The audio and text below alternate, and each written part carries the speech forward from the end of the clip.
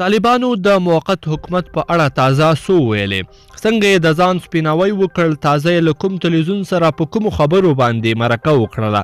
دلته یې له موږ سره په دغه ویډیو کې کتلی شئ درنو لیدونکو سلام وخت مو په خیر طالبان وایي دوی د موقت حکومت د طرحې پلویان نه دي او دا ډله له خپل اړخه بین الافغاني مذاکراتو ته بشپړه آماده ده فقط د زندانیانو د خلاصون پروژې ته منتظر دي چې ژر باید بشپړه شي د طالبانو ویاند د شمشاد په نوم له یو خصوصي تلویزیون سره مرکه کې ویلي افغانان باید د بین الافغاني مذاکراتو یا د افغاني قضیې په تړاو تصمیم په خپل لاس کې ولري او له هر نوع فشار نه خالی وي یعنی ګاونډي هیوادونه بیلابیل مسؤلیتونه لري دوی باید دغه جریان چې افغانان سولې ته رسوي په وړاندې باید خنډونه ایجاد نه کړي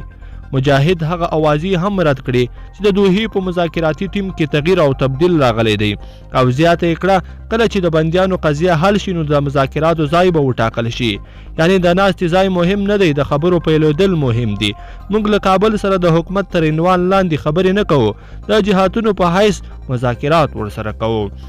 مجاهد زیاته کړه په خپل منځي خبرو کې د امریکا په شمول چې هر چاته اړتیا شوه بلنه به ورکړي مجاهد ټینګار کړی چې تر ورځني اورکم څخه راوروسته طالبانو 40 سلنه عملیات راکم کړي خو په وینا یې د اوربند وخت لا هم نه یو رسیدلی ځکه کله چې مذاکراتو کې د اعتماد فضا جوړه شي بیا به پر اوربند خبرې کیږي یعنی په لوی ښارونو کې لوی عملیات نشته زموږ لخوا ځانمرګي عملیات درول شوي دي او ولسوالۍ ولایتونه مو نه دي سقوط کړي چې دا د عملیاتو د کمښت نمونه ده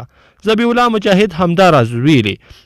دوی خوشو شوو طالبانو ته بیا د جګړې لپاره اړتیا نه لري او ټینګار یې کړی چې د زندانیانو پروسه باید په 10 ورځو کې عملي شوې وای یعنی که په پلچرخي او بګرام کې داسې بندیانو شتون درلودی چې په ټول لیست کې وای امریکا موږ سره د دوی د خلاصون خبره نه منله ذبیح الله مجاهد زیاتوي د موقت حکومت طرحه طالبانو نه د وړاندې کړي او نه هم پلویان دي خو په وینا یې که په بین الافغاني خبرو کې نتایجو ته رسیدنه ونه شوه جنګ به بیا ودرېږي لیدونکو په دې هیله چې دا ویډیو به مو راسئ تر پایه کتلی وي که مو ویډیو خوښه شوې ویډیو لایک کړئ د سره او چینل هم سبسکرایب کړئ